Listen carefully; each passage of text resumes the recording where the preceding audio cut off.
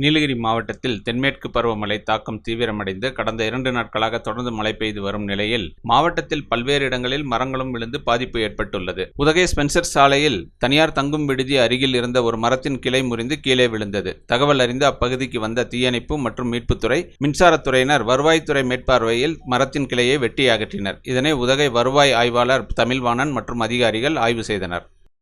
The big shop வீட்டு உபயோகப் பொருட்கள், எலக்ட்ரானிக் பொருட்கள், மொபைல் போன்கள், பர்னிச்சர்கள் என அனைத்தும் ஒரே கூரையின் கீழ் கிடைக்கும். பஜாஜ் ஃபைனான்ஸ் வசதி உண்டு.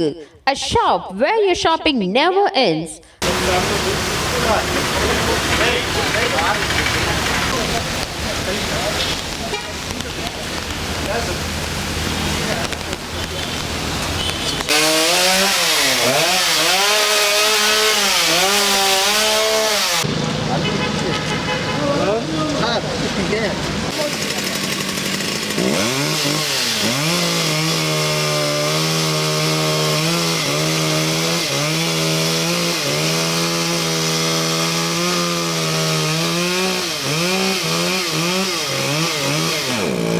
ராகம் டிவி யூடியூப் பக்கத்தை சப்ஸ்கிரைப் செய்யுங்கள்.